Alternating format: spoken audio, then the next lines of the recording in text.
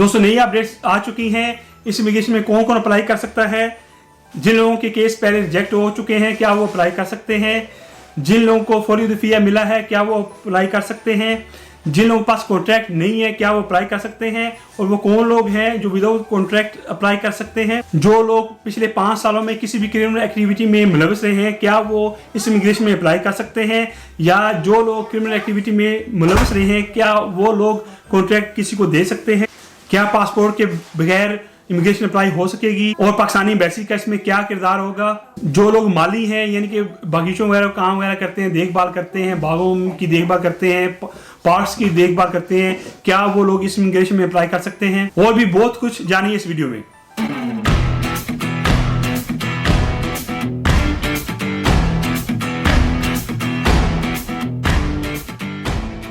अस्सलाम वालेकुम दोस्तों, दिस इज तस्करेशी। आई होप आप सब लोग ठीक होंगे। आगे जाने से पहले जो लोग मेरे चैनल पे नए हैं मेरी उनसे गुजारिश है कि मेरे चैनल को सब्सक्राइब कर लें और नीचे दिए गए घंटी के निशान पे क्लिक कर लें ताकि मेरी हर आने वाली वीडियो आपको बखूबी पहुंच सके। मैं आज फिर आपकी खिदमत में एक नई वीडियो लेके हाजिर हुआ हूँ और कुछ नई अपडेट्स आई थी इटली के बारे में। और जैसा कि पता है आपको कि इटली का कानून जो है बाकायदा मंजूर हो चुका है और 1 जून से इमिग्रेशन खुलने जा रही है। और ये जो इमिग्रेशन होगी ये तकरीबन 1.5 महीना खुली रहेगी। 1.5 महीने के अंदर अंदर आपने अपने पेपर सबमिट कराने होंगे। और एक नई चीज़ सामने आई है, बहुत ही अच्छी खबर है, वो ये कि जो मेरे भाई माली का काम करते हैं, घरों में या बगीचों वगैरह में जो काम करते हैं, पार्क वगैरह में जो काम करते हैं, उनके लिए भी इमिग्रेशन अप्लाई करना मुमकिन होगा। ये एक नई अपडेट है। पहले ये बात सामने नहीं लाई गई थी लेकिन अब बताया गया है कि ये लोग भी इस इमिग्रेशन का हिस्सा बन सकते हैं। दूसरी दोस्तों अपडेट ये है कि जैसा कि आप लोगों को पता है कि बहुत सारे लोग ऐसे हैं जिनके पास पासपोर्ट नहीं है और ऑफ कोर्स पासपोर्ट के बगैर तो इमिग्रेशन जो है जमा नहीं हो सकती। तो इसलिए पाकिस्तानी एम्बेसी जो है इस वक्त उसका बहुत ही बड़ा इसके अंदर कमाल है, वो ये कि पाकिस्तानी एम्बेसी जो इस वक्त इटली में है उनकी तरफ से चीज़ सामने आई है कि जिन लोगों के पास पासपोर्ट नहीं है वो भी इमिग्रेशन अप्लाई कर सकेंगे। और उसके लिए करना क्या होगा मेरे भाइयों आपको कि या तो आपका शनाख्ती कार्ड होना चाहिए या शनाख्ती कार्ड की कोई फोटो कापी होनी चाहिए या बे फॉर्म जो पाकिस्तान में मिलता है वो होना चाहिए या उसकी फोटो कापी होनी चाहिए। उसके ऊपर पाकिस्तानी एम्बेसी आपको एक पेपर आपको बना के देगी, एक डॉक्यूमेंट्स आपको बना के देगी जिसके ऊपर आपकी पिक्चर लगी होगी। उस डॉक्यूमेंट्स को जब इमिग्रेशन आपने अप्लाई करनी है तो साथ लगाना है, उसके साथ आपकी इमिग्रेशन अप्लाई हो जाएगी। ये बहुत अच्छी अपडेट है, बहुत बड़ी खबर है ये, क्योंकि बहुत सारे मेरे भाइयों के पास पासपोर्ट नहीं थे और परेशान थे कि अब क्या होगा, इमिग्रेशन खुलने जा रही है।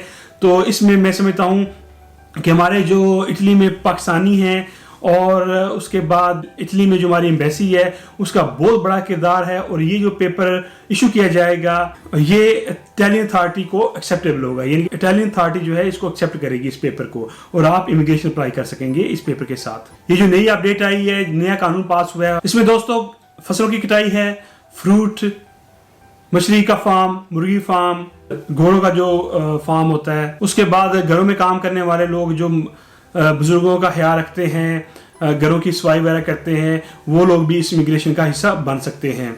और नई अपडेट्स में ये बताया गया है कि कितने घंटों का कॉन्ट्रैक्ट होना चाहिए। दोस्तों आर्टिकल 603 के मुताबिक यानी कि आर्टिकल 103 के मुताबिक काम का कॉन्ट्रैक्ट जो वाजिया किया गया है वो ये है, जो गवर्नमेंट का बेसिक कॉन्ट्रैक्ट है वो ही मिनिमम कॉन्ट्रैक्ट आपको साथ लगाना होगा। दूसरी चीज आर्टिकल 380 और आर्टिकल 444 के तहत जिन लोगों को पिछले 5 सालों में सजाएं हुई हैं वो लोग इस इमिग्रेशन में अप्लाई नहीं कर सकते। ये कानून दोनों पे लागू होगा, यानी कि जो मालिक कॉन्ट्रैक्ट देने वाला है उस पर भी लागू होगा और जो बंदा कॉन्ट्रैक्ट लेने वाला है उस पर भी लागू होगा। तो दोस्तों ये आपके ऊपर जिम्मेदारी आयद होती है कि जब भी आपने कॉन्ट्रैक्ट लेना है आपने अच्छी छानबीन करनी है कि जो बंदा आपको कॉन्ट्रैक्ट दे रहा है क्या वो कोई 2 नंबर तो नहीं है, कोई 2 नंबर धंधा तो नहीं करता या पिछले 5 सालों में किसी क्रिमिनल एक्टिविटी में मुलविस तो नहीं रहा, क्योंकि ये आपकी जिंदगी का मसला है, आपके मुस्तकबिल का मसला है, आपकी जो फैमिली है उसका मसला है। क्योंकि अगर आपका कॉन्ट्रैक्ट 2 नंबर होगा या आपका कॉन्ट्रैक्ट सही भी है और जो बंदा आपको कॉन्ट्रैक्ट देने वाला है वो किसी क्रिमिनल एक्टिविटी में मुलविस रहा है तो फिर भी आपको मसला हो सकता है, आपके पेपर नहीं बन सकेंगे।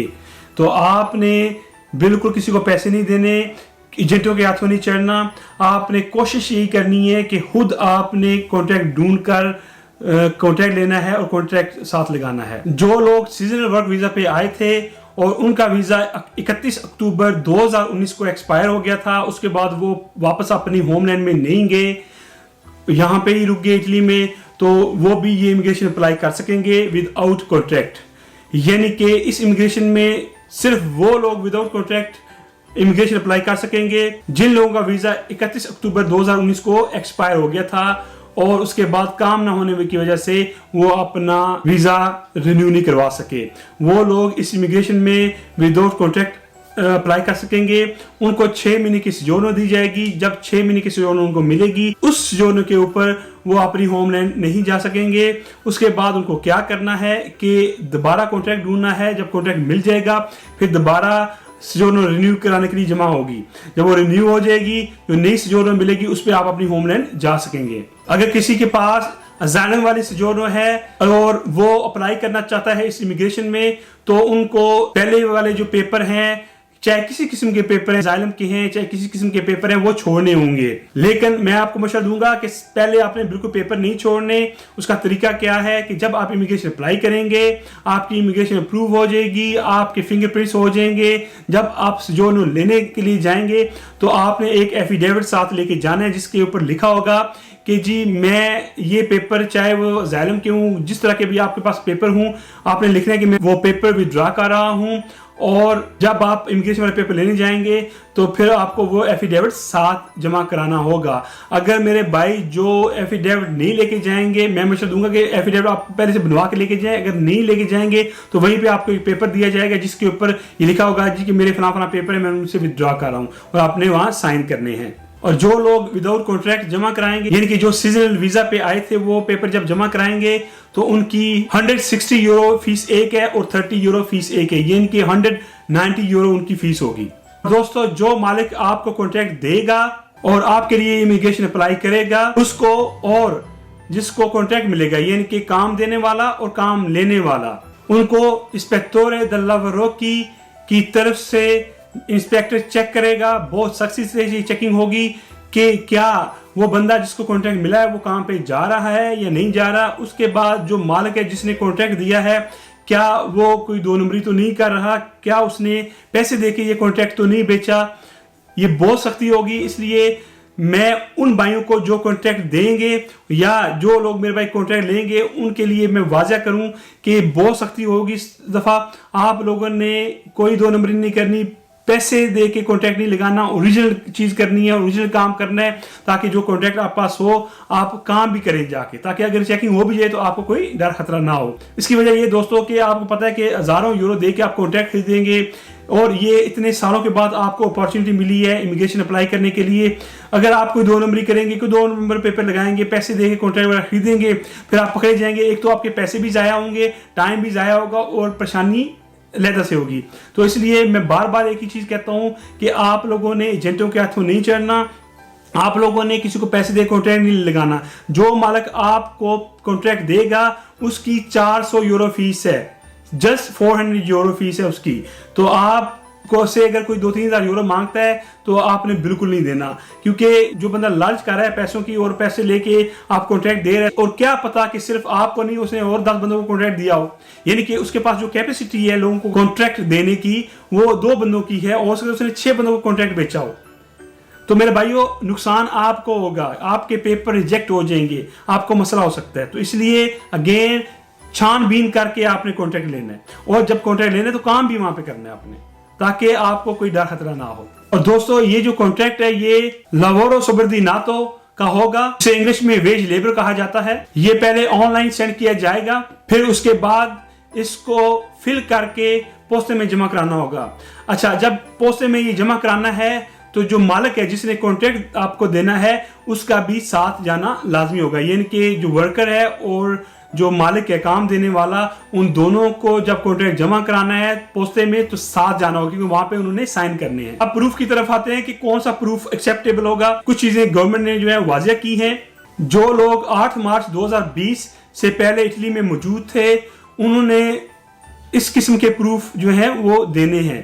मिसाल के तौर पे अगर आप बीमार हुए थे और हॉस्पिटल में आपका इलाज हुआ है, या कोई ऑपरेशन वगैरह आपका हुआ है, या कभी आपका कोई चालान हो गया, या कभी आपको छोटा मोटा जुर्माना हो गया, तो इसकी कोई रसीद अगर आपके पास पुरानी है तो वो भी आप साथ लगा सकते हैं एज ए प्रूफ।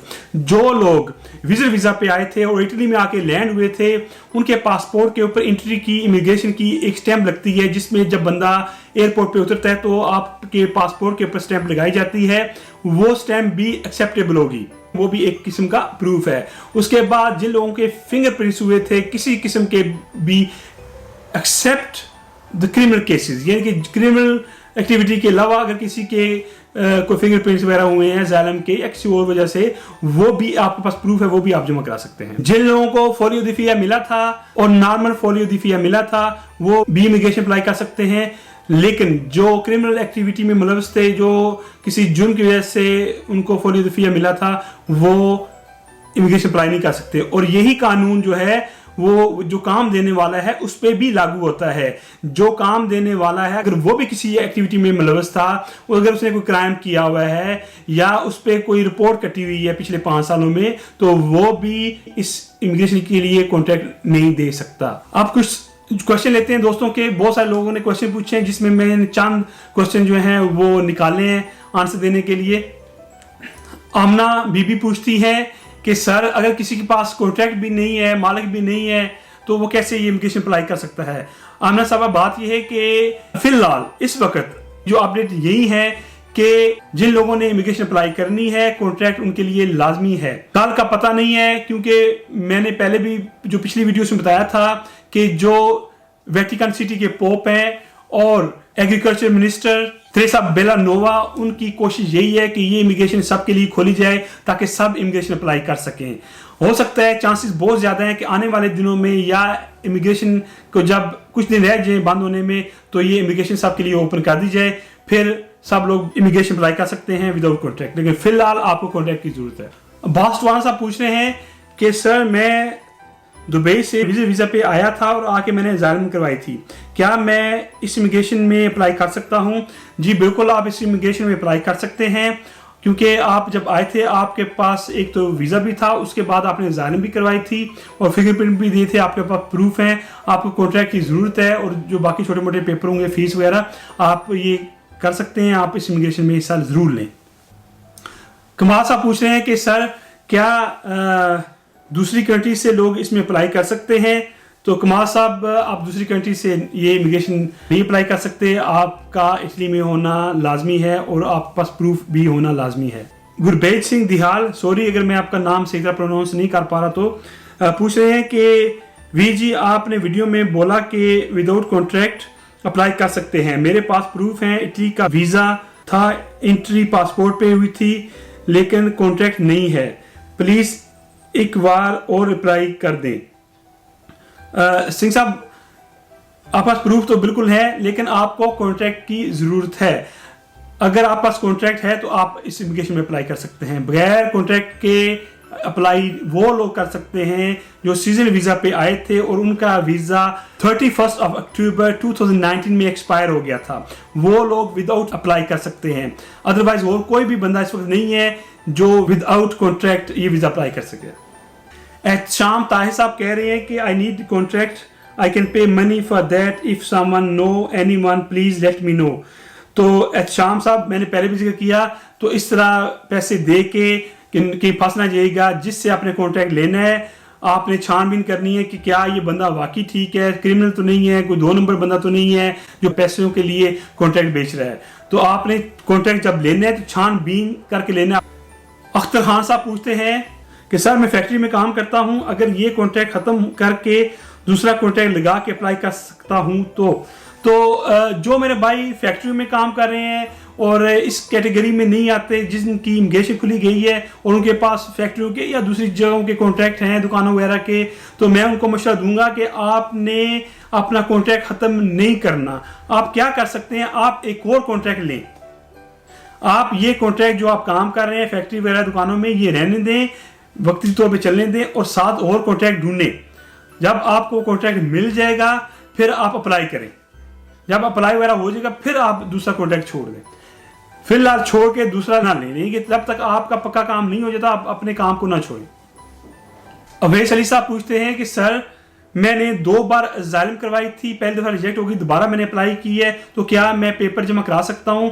बिल्कुल अवैस साहब, आप इमिग्रेशन अप्लाई कर सकते हैं। आपने पहले जील करवाई थी, नहीं हुई, दोबारा आपने भी करवाई हुई है, आपका प्रूफ है, आप बिल्कुल इमिग्रेशन अप्लाई कर सकते हैं। इस वीडियो को सोशल मीडिया पे शेयर करना ना भूलें।